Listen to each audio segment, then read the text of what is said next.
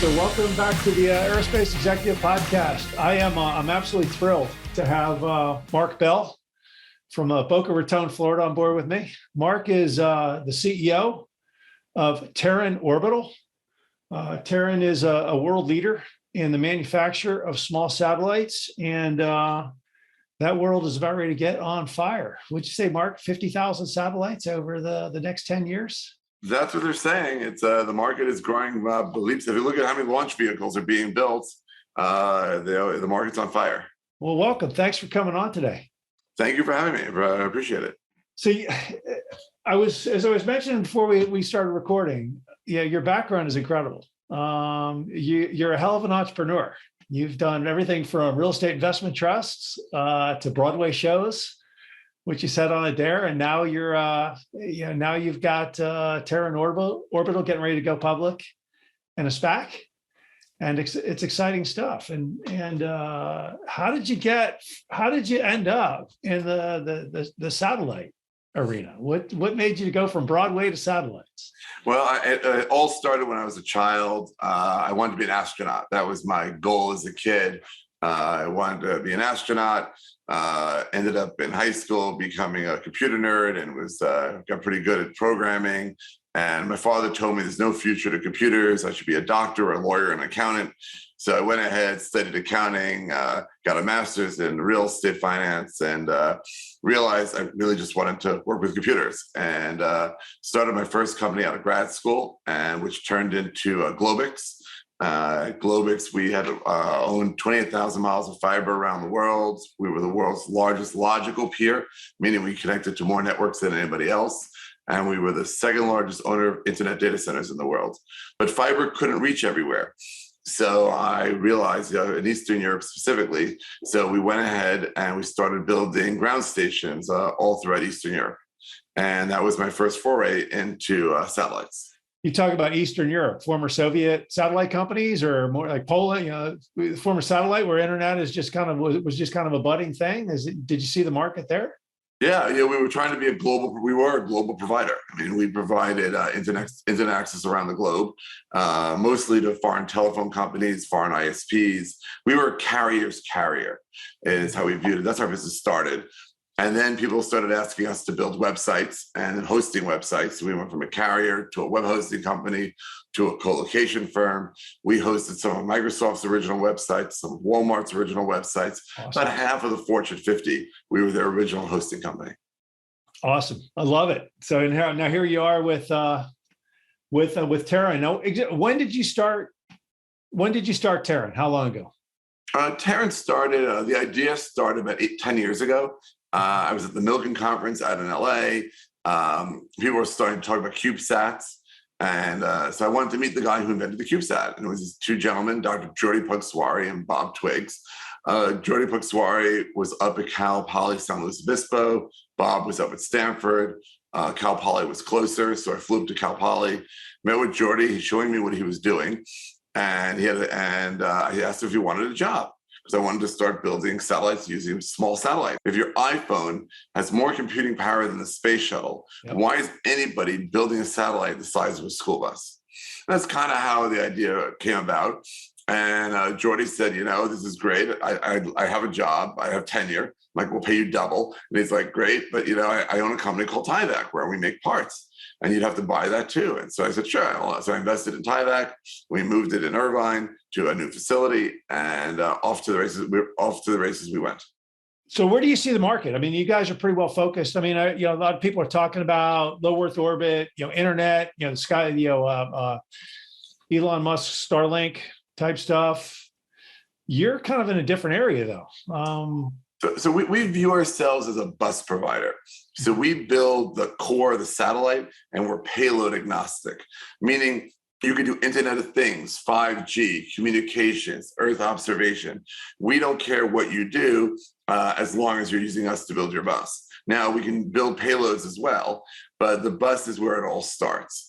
And we're viewing, so we don't compete with all these companies that are starting up that are doing things like a Black Sky or Aspire. People like that could be a customer of ours, where we can go ahead and build the buses for them. And we decided to focus on the US market and focus predominantly on national security interests. And so we do a lot of civil work for NASA, but our primary customer is the US government, DoD, IC community. And it's been, we've seen fabulous growth throughout the business. Now, I see Lockheed Martin is a big investor or an investor in Terran. I got to take it. U.S. government, Lockheed Martin, yes, good customer. You're investor and customer, and So Lockheed Martin was by design. So we went out and we needed a big brother. And so we went out and did a bake-off of all the big primes. We met with them, and Lockheed really fit our vision of where we want to go. And so they invested in the company, but more importantly, they're a partner. We signed something called the Strategic Cooperation Agreement with them. So we go ahead and jointly bid on and produce satellites programs with them all throughout the U.S. government.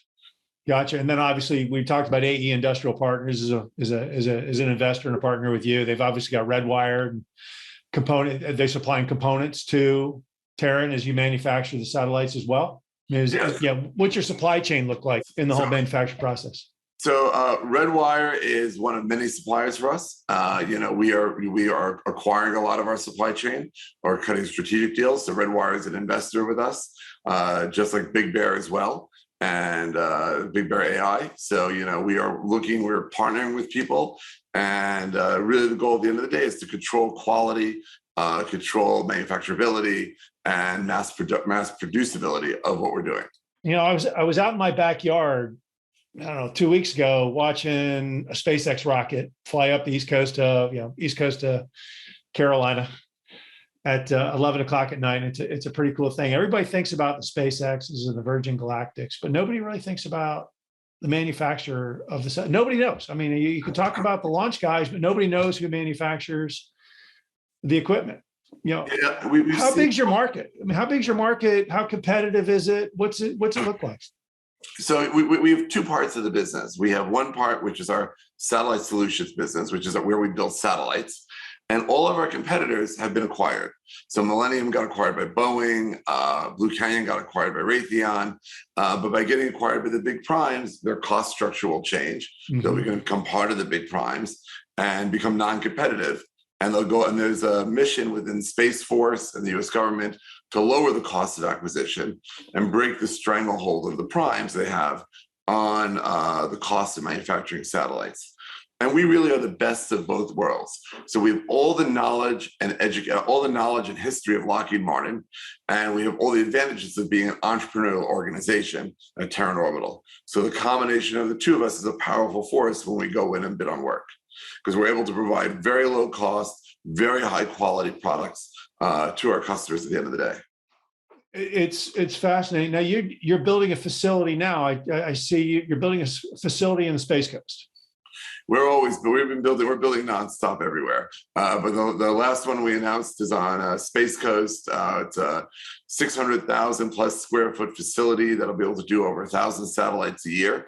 We'll in-house. We want to be able to manufacture our own printed circuit boards. Everything will be done in-house, and we're very excited about it.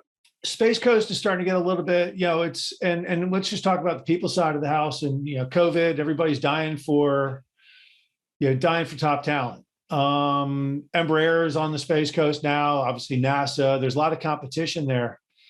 How are you finding people? How you setting yourself aside? How you setting yourself apart? Tell me about that. Tell me about that dynamic right now. So when I took over as CEO in March of last year, we had about 120 people. Today, we're just under 300 and adding people at a rapid pace. People want to work for a startup. People want to leave the big primes.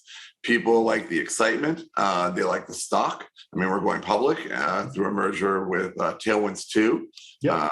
Which is on the New York Stock Exchange. It trades under the symbol TWNT.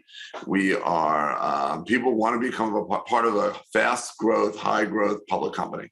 And it's exciting because, that's, we always explain to future employees, you don't get rich getting a paycheck, you get rich building equity.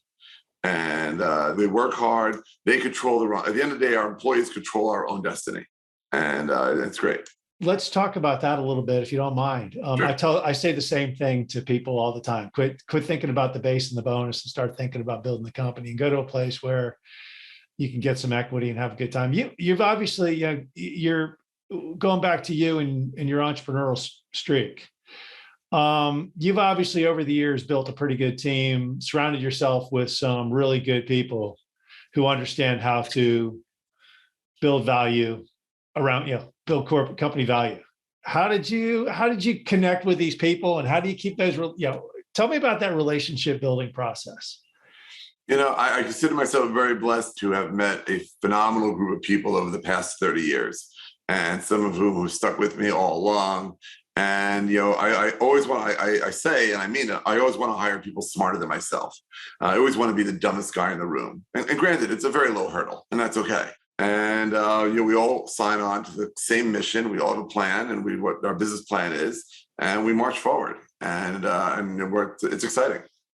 When you talk about those relationships, are you guys always continually looking at different businesses and thinking about this? Is it networks of people in different industries? Is it, just from a people standpoint, if you're talking to a young person and saying, hey, here's how you grow your network of people, what are you thinking? We stick to what we know. I mean, we try to almost always technology businesses. Granted, we've gone some tangents over the decades for some intellectual stimulations or for fun, but we always try to stick to what we know. And we're very good with things, software, hardware, applications of that, but mostly problem solving. If you look at Terran Orbital, the other side of the business is our mission solutions business. It's solving problems. So our first constellation we're going to be building is called Predator. And the way we look at that is you have Earth Observation 1.0, which is electro-optical imaging. You look at a Digiglobe or a Planet Labs, and, viewing the Earth, but you only can see the Earth on a clear sunny day when the sun's reflecting from the Earth. So then Earth Observation 2.0 with synthetic aperture radar, you can see through clouds. And with Predator, it's Earth Observation 3.0. We're merging optical imaging and synthetic aperture radar into a single platform. And that gives us 24/7 observation of the Earth. From a military standpoint, or DoD, national security standpoint, the results are obvious. The need is obvious. What about from a commercial standpoint? What commercial operator, what commercial companies would come to you with that kind of need outside the DoD?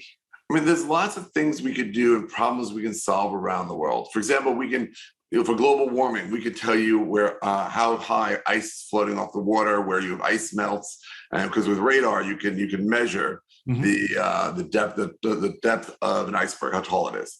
We could see on the map out on the Brazilian rainforest, we could see under the canopy where there are indigenous tribes and where there's illegal logging.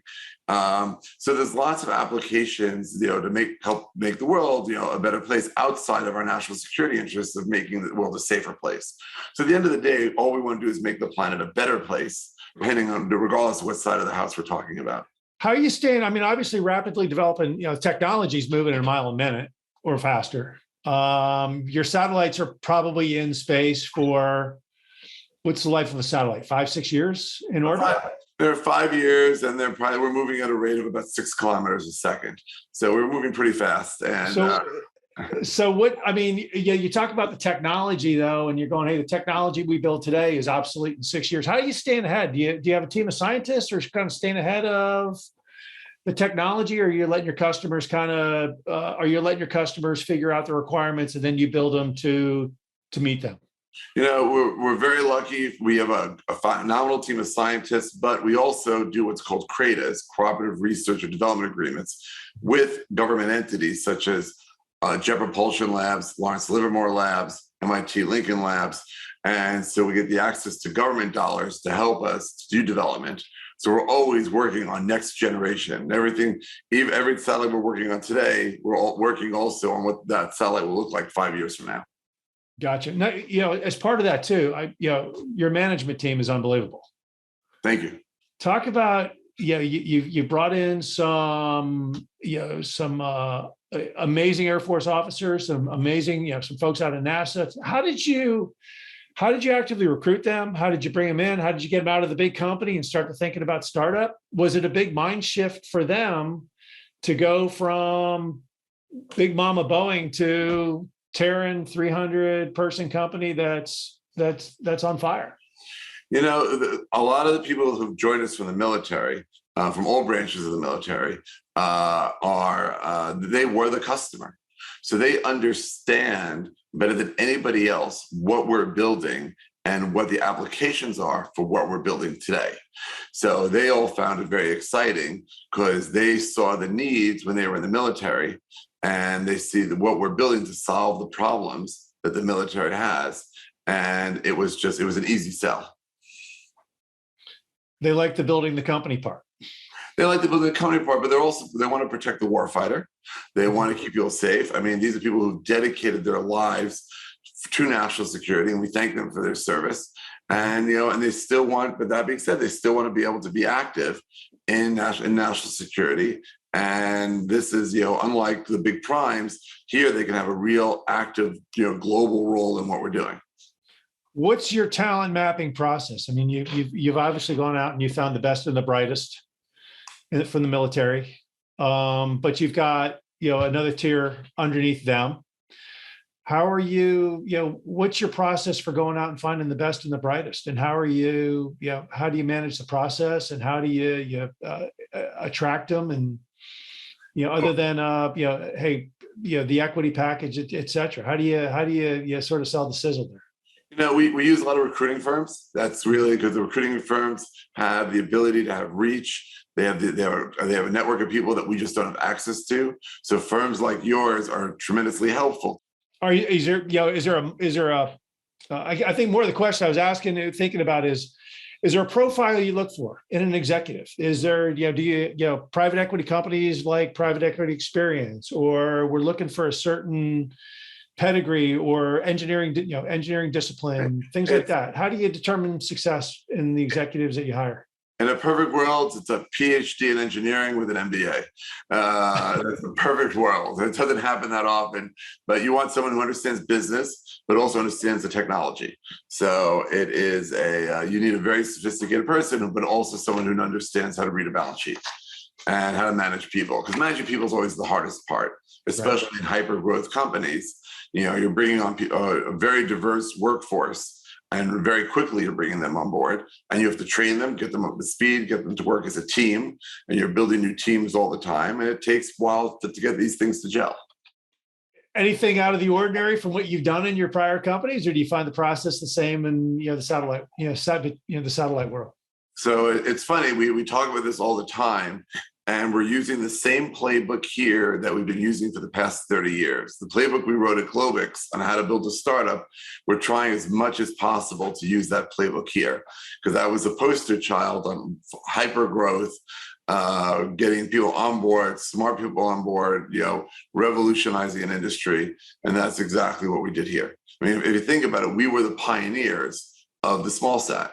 I mean, Dr. Jordi Puig-Suari, the founder of Tyvek, is the inventor of the CubeSat. So, he is the guy who started this whole thing. And so we are going out and, we are finding people and putting them into place, helping them to build their teams. And but it's all out of a playbook from before.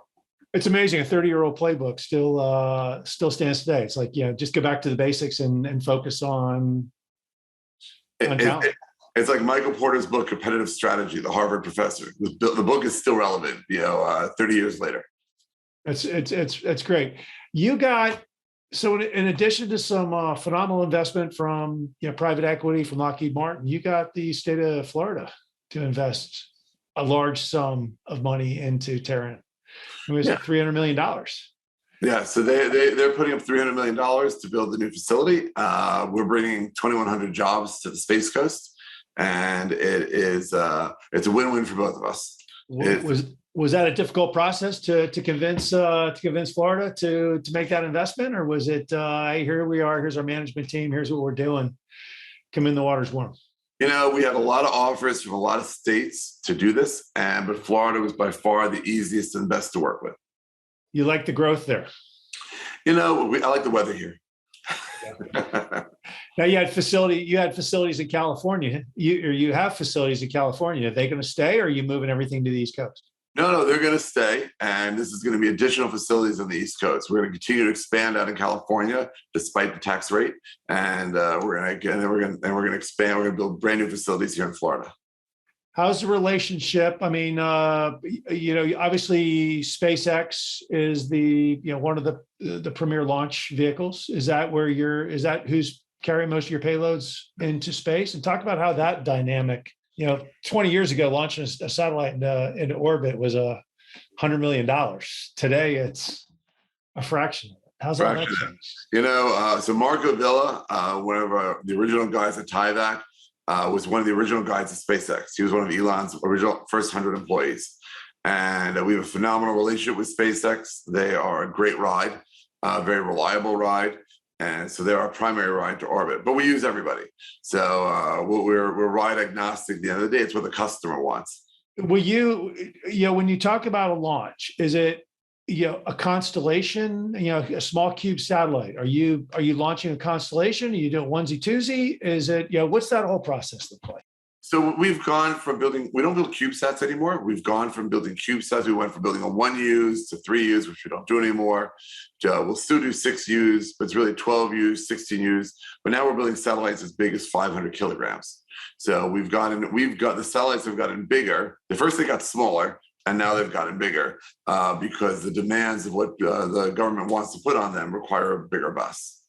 Has that provided challenges as far as the manufacturing process goes to go from small to big, or is it just kind of, hey, look, we're just adjusting and we're taking it from there? No, it's pretty much it's just scalability. In other words, we're just building the same design, just larger size. Think of it as a Chevy Suburban and a Chevy Tahoe. Just the Suburban is just 3 feet longer, and but it's the same car. How are the look, obviously not public yet, so divulge, say what you can. But how are you talk about satellite manufacturer? What's if the average cost of a satellite today, margins you look for, is it margins going to be increasing down the road with technology? Is it a little bit? Is it a competitive market? How's that all look for Terran? The prices on one hand, our goal is to continue to drive the costs down to our customers, but we're also driving down the cost of manufacturing. So as for Space Florida, for example, will be a fully robotic assembly facility. So we'll be able to cut our costs almost in half for producing a satellite and produce them much faster and quicker. So it'll be higher quality at a lower cost and a faster timeline for our customers. And that's the goal. What's when you talk about, so it's fully robotic, are you partnered up with, who's your biggest partner as far as the manufacturing lines go? How are you continually modernizing your assembly lines? We're doing a lot of this in-house, believe it or not. And our goal is to, other than buying some of the equipment from the outside, but we've always been a big believer, just like we did in the 90s at Globix. We built our own data centers ourselves. We'd like to do things ourselves because we control the quality, control exactly what we want. And I'm lucky enough to be surrounded by smart enough people who know how to do this. I love it. 50,000 satellites, though, in the next 10 years. Yeah. You read the news, you divide by two and there's the truth, right? Everybody talks about space getting crowded, and you had some interesting comments. I was listening to another interview you did, and you had some interesting comments about space and crowdedness. So space situational awareness is what people call managing and monitoring what's up in space. But you think about it, there's a lot of space in space. It's you have a lot of a Y for you have the X, Y, and Z, right? But on the Earth, you have 40% of the Earth is covered by land, 60% by oceans. On that 40% of land, you got 3.2 billion cars, and you have about 2,000 feet of Y being Burj Khalifa, and that's about it. And most of those cars don't crash into each other every day. A few of them do. But in space, you have 48,000 miles of Y. So you have an enormous amount of space in space. You have low Earth orbit, medium Earth orbit, geosynchronous orbit, and plus we do missions to the moon, to Mars, deep space. So there's an infinite amount of space out there. But traffic management is becoming an issue. And just like the other day, the Chinese were claiming they had to move out of the way. Starlink, but I'm sure they claim anything to get a little bit of press. But the reality is we are, there's a lot of space out there, and the government is doing a very good job of coming up ways for traffic management. This space debris that's out there, people who are testing these anti-satellite weapons is very irresponsible because it creates lots of debris, which affects everybody. And eventually, there'll be hopefully some laws around doing that. But there'll also be some mechanisms people will build to go ahead and clean up some of that garbage that's out there. I don't see that far. I don't see it being that far away. Do you see a regulatory? Do you see a stricter regulatory environment? FCC, whoever. Do you see them playing a bigger hand in it, or do you think it, for the most part, everybody's kind of a responsible user, with the exception of the incidents we just you just mentioned? The regulators are doing a great job, and whether it be the FCC or NOAA, they're responsibly managing the process for space. We're very happy with what they're doing. It's you don't want people throwing stuff in orbit and causing problems. And accidents do happen. You've had a collision, I think, a couple of years ago, where two satellites bumped into each other, and that was just purely an accident. But future satellites will be able to avoid each other automatically. You're going to see over the next 5 years a whole slew of new systems for collision avoidance. Kind of like how airplanes have TCAS today. Yeah, you'll see satellites having that as well. TCAS tell the pilots go up to go down to avoid each other. But you'll see satellites will automatically have artificial intelligence, so they know to move left and right, and or up and down to avoid each other. What's got you most excited? I mean, obviously it's a relatively young industry. When you were developing internet in Eastern Europe, you must have been excited for the future. What's got you really excited now? Satellites have been around for decades. But it's been what we call new space. Right. And the affordability of space, and people like SpaceX that made it cheap to get rides into orbit. But now you have Rocket Labs and ABL and all these new guys launching cheap rockets. So it became much more cost effective to go into space. And guys like us have reduced the cost of what you could do for $1 billion, I can now do for $10 million in terms of a satellite. So you don't need to spend $1 billion anymore to build a satellite we could have the same functionality on a $10 million satellite. It's a big difference.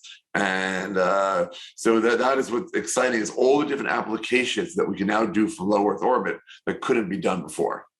And at a price point that makes it all different kinds of missions doable that you couldn't do before.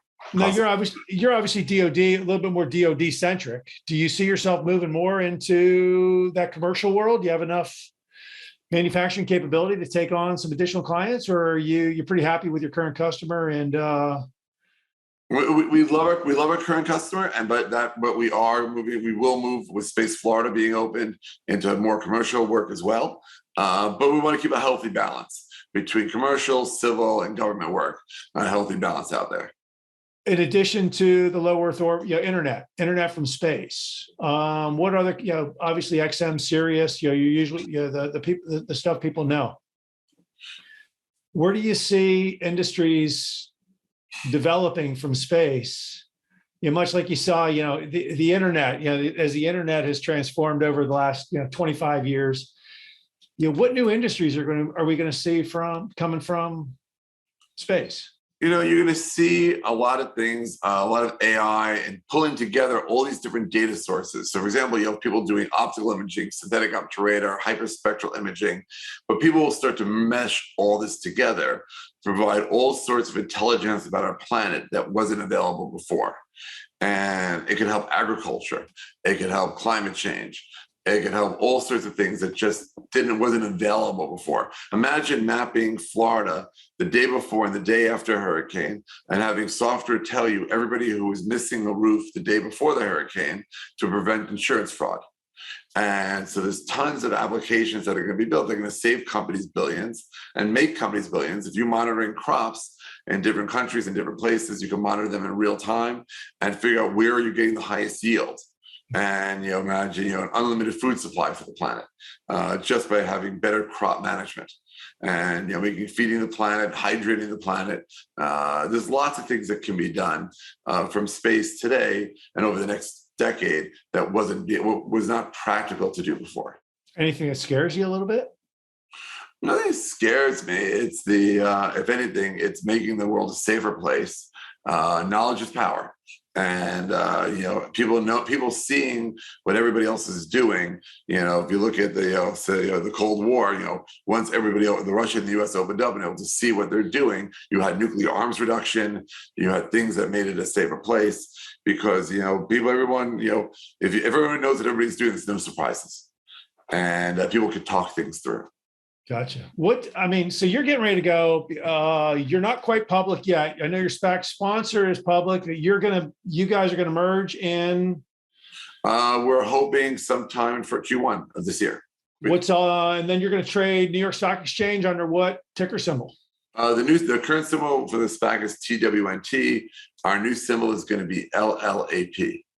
How do you see, and obviously you see a pretty meteoric, you got to be excited about your prospects of growth and what's all, you think about the meteoric growth the industry is seeing. What's the challenges of managing all that? It's managing growth. We're hiring a lot of people, building a lot of facilities, and getting these people to work together. People are our biggest asset, but you're taking a lot of people from diverse backgrounds and putting them in teams. Again, people are always the hardest thing to manage, but once you get them to work together as a team, it's beautiful. I love it. So good. So we'll see you as a publicly traded company. And Marc Bell of Terran Orbital, thank you for coming on. Thank you very much for having me. I hope you enjoyed the latest edition of the Aerospace Executive Podcast. You can reach out to me directly, Craig at northstaresg.com, or check us out at www.northstaresg.com. You can subscribe to this podcast on iTunes, Stitcher, Podbean, or on YouTube. Just do a search for Aerospace Executive Podcast. Thanks again.